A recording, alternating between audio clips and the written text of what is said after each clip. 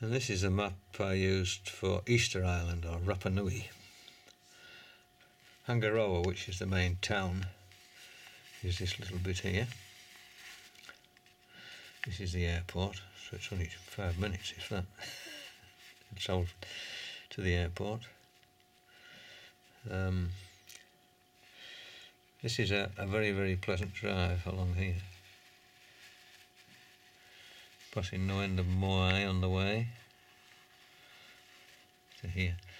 This is the quarry where you have to show your pass to get in. They stamp it. This is Tongariki, which is the one with lots of Moai, which is very, very popular.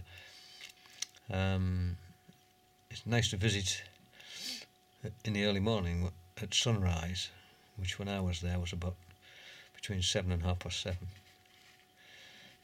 Drive across here.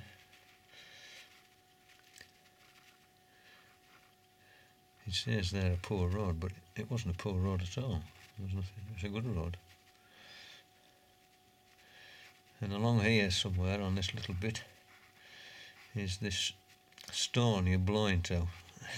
Well, you don't blow into it, but they used to blow into it to attract the fish from the ocean, which is on the roadside there. And you come along, and this is the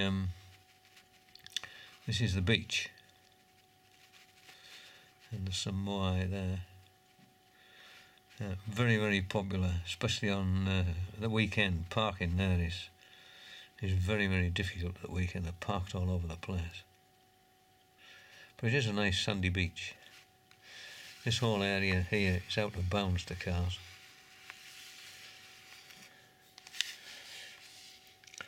Akivi is the only inland moai site, and it's the one where they face out to sea. The only one. This is the site of the where the top knots were, sort of headpieces were. That's the quarry where they were made. You get to it, you come along here and you go up that little road there. But you have to come back, because if you go to this Akivi, you can't get through there, it's not allowed.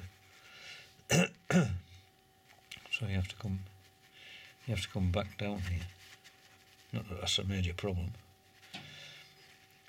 The nearest site to Hangaroa is this one, Tahai. It's a pleasant 20-minute walk.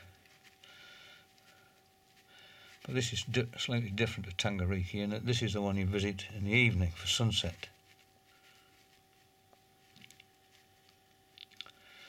And then if you're into the Birdman cult, you drive up this road here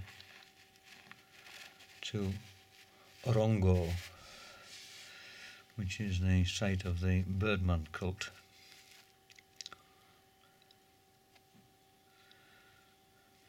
And you can drive the full length of the island in about 20 minutes.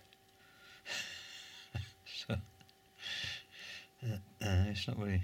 It doesn't take long to cover it all, and you can go backwards and forwards to different sites as and when you feel like it. So, but this is a nice drive along here. I called in to see several of these sites right just by the roadside. I mean, it's very, very quiet. Some of these sites have never been visited for years, I don't think.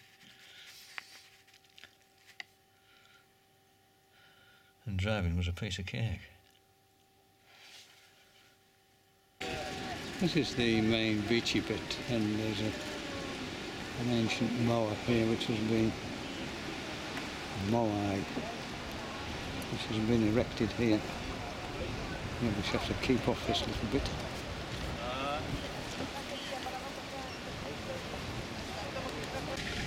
Tonight there's the final night of the Easter Island Festival, which takes place here about 10 o'clock, which promises to be very, very busy.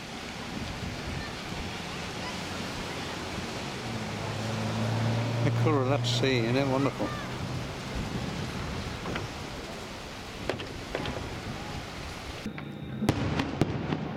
This festival is just ending.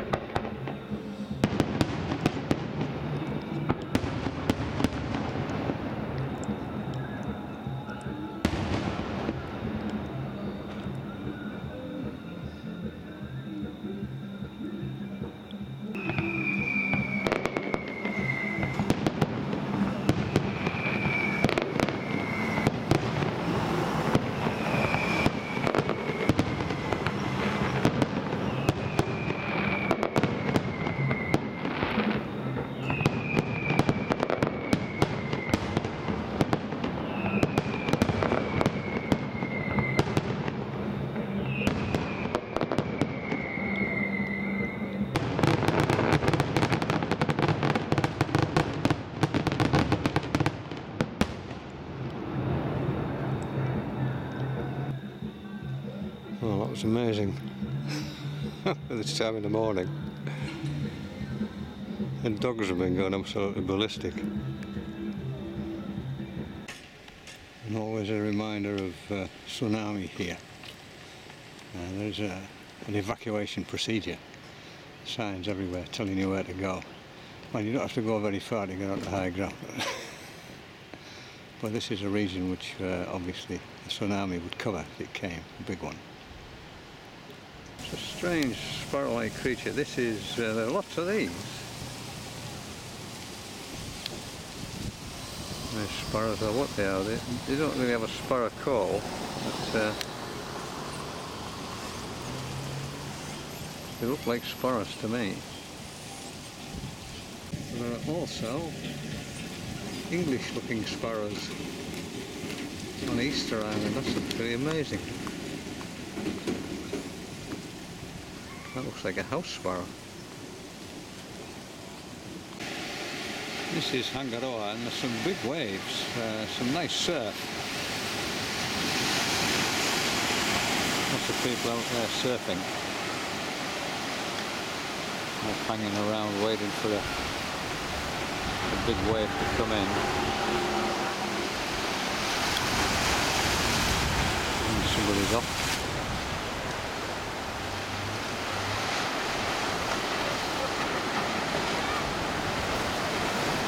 And there's somebody who's pretty good.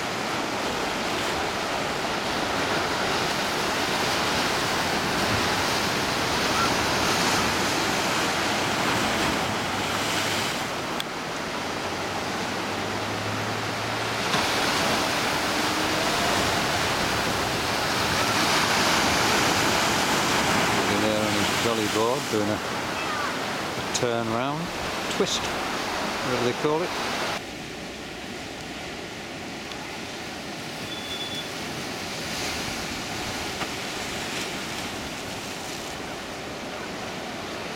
Making their way to the water.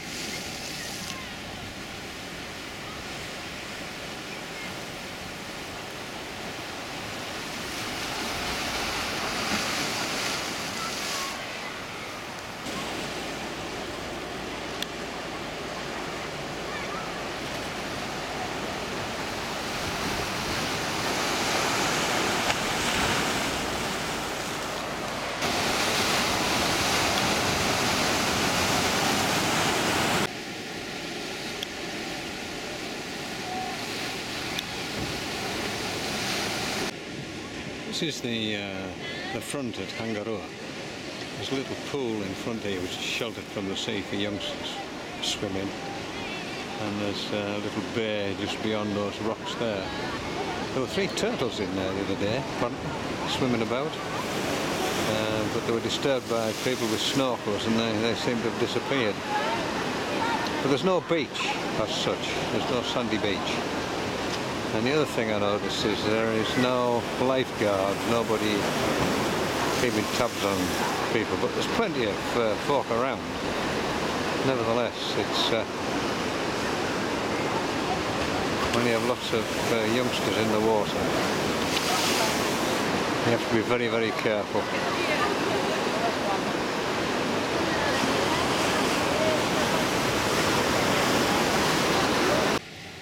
A little bit of sandy beach here on 2 terraces. I suspect it's artificial. I suspect it's brought in, leading to the rather stony beach down there. But this is where the turtles were seen, in this little bay here. Quite close in apparently. You can see them from the shore.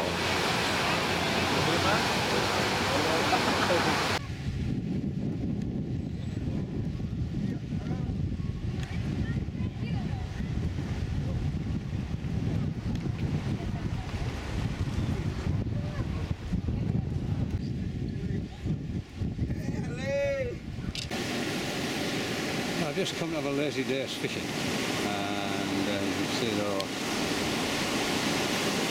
moai over there.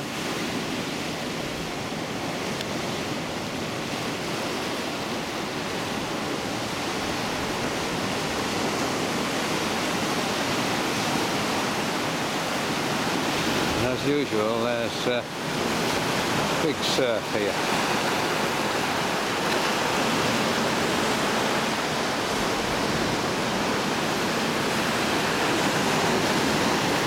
I've just found this little quiet hole here, away from the spray and everything, which seems to have a shoal of little fish in.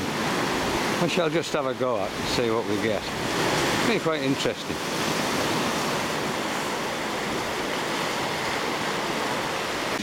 Isn't that a glorious fish? Absolutely wonderful little thing.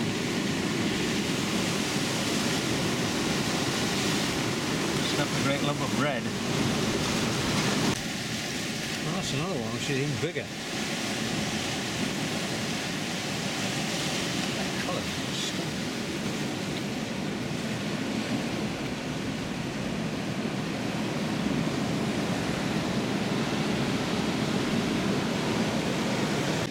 Look at the teeth on that. It's obviously some kind of wrasse. Sharp dorsal spines as well, which I'm trying to avoid. There's another little shiny spiky thing. A whole shoal of them down here. There's dorsal fin on that. Don't want them sticking in your fingers. There's another beautiful fish. Only red on the end of its tail.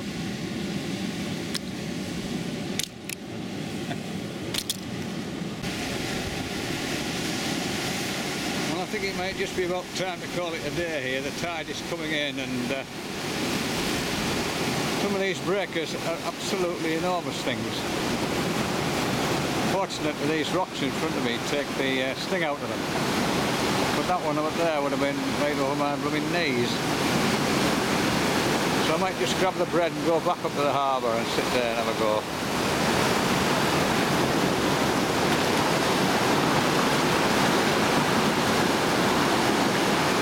The size of that thing there. That yacht's disappeared.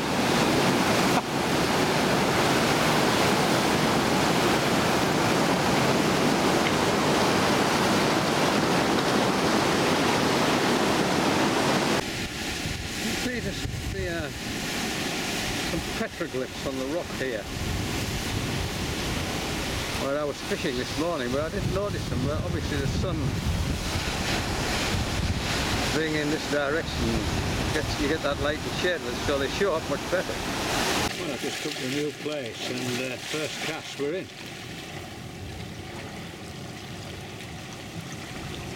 Nice fish.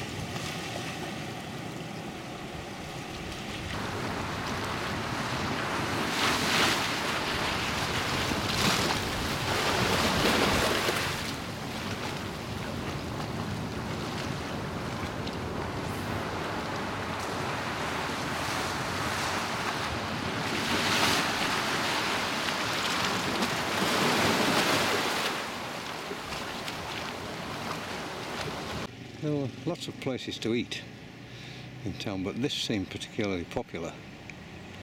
It has a nice dining room overlooking the sea, and a nice area to sit outside overlooking the sea, and you can see down the coast. On a little promontory you can see down the coast. It's on the way to the Ahu at Whangaroa, just on the left, just past the harbour.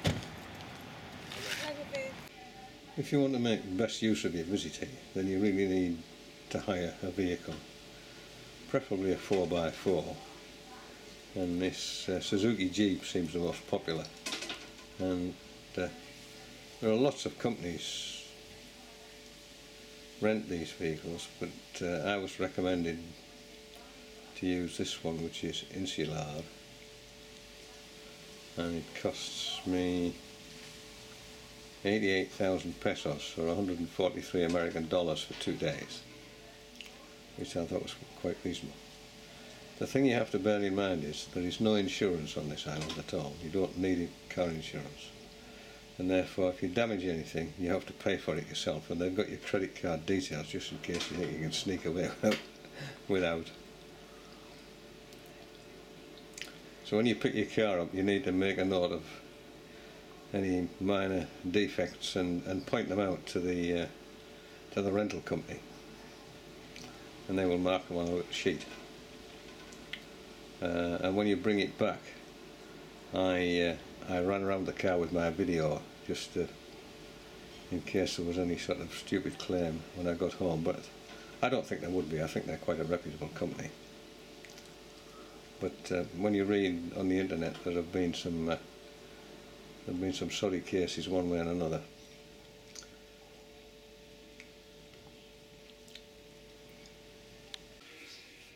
When you're driving, you hardly see any cars at all once you get out of town. I mean, the first morning I had Suzuki Jeep, I think I saw something like 8 cars in an hour. And of course most of them outside the town are tourists rented vehicles, and by hell everybody's really careful. There's no mad driving. The limit is 40 kilometres an hour on some of the roads. In fact, I only saw 60 kilometres an hour, mile an hour on the main road, but it goes straight up the middle of the island. And in town, of course, it's 30 kilometres an hour, and there's lots of, whatever they call, carabinieri around. But nobody seems to speed. Obviously, you know, the lunatic on a quad bike. But for the most part, everybody was really well behaved driver-wise.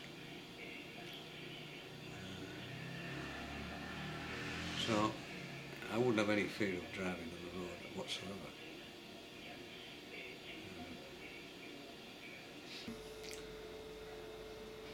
2 days I found was more than adequate to cover all the sites on the island. Certainly all the ones that were well known, as well as a sizable number of others. If you're coming all this way, spending all this money, then you can't just come here blind. You need to do some investigation of your own, especially somewhere with an interesting history like this. And the internet is superb for this. You know, start with Wikipedia and then work your way out, as it were. When you buy your $60 National Park entry at the airport, you only need it to go and visit 2 sites, namely the quarry, Rano Rakano, if that's how you pronounce it.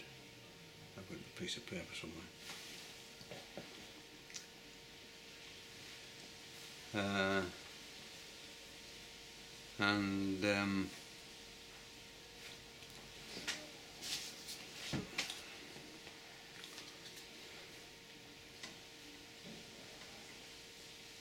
You only need it for 2 sites. That's Rano Rakano, the quarry where the Moai are or were quarried from the rock face, and for Orongo, which is the site of the Birdman culture.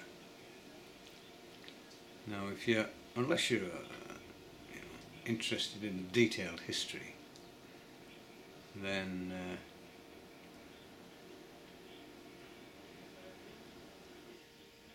Orongo was, from a visual point of view, was quite disappointing.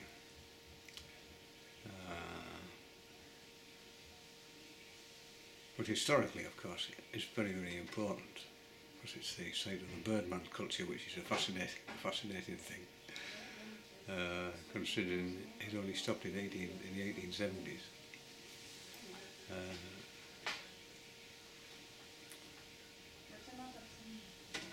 But the quarry is definitely worth a visit. And when you go in, they stamp your ticket, and you're only allowed in that once. You can't go back time and time again like you can with the others.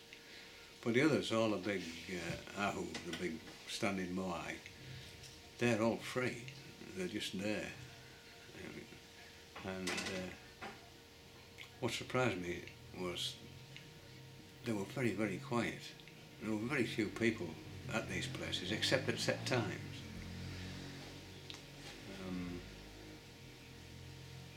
Sunset and sunrise at 2 of the sites were quite busy. When I say quite busy, I mean there might have been 100 people there in a massive area. but there's no entry fee, there's no knick-knack shops. I mean, there's a few knick-knack stalls for locals, which is not a bad thing.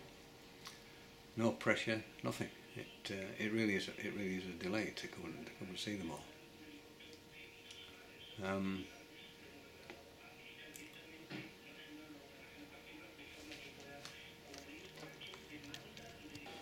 Before anyone writes a comment about you don't say it that way, you don't say it the other way, then I'm not even going to apologise.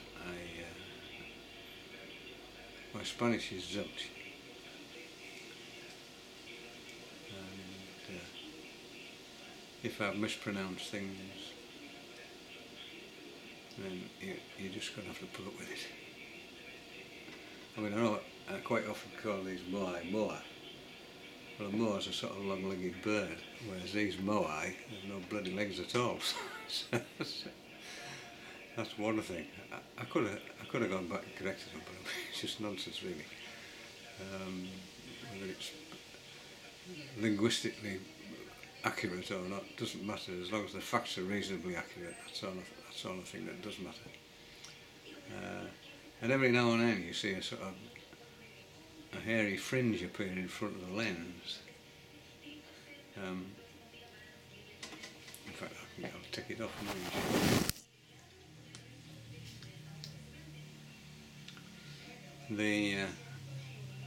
Although it has wind cancellation on the camera, it doesn't count for gales, or heavy, strong winds, which you get a lot of. So, as the microphone's on the top of this, which is quite handy. So I've got a little lump of furry stuff there. This is a bit of loose furry cloth, so the sound penetrates it.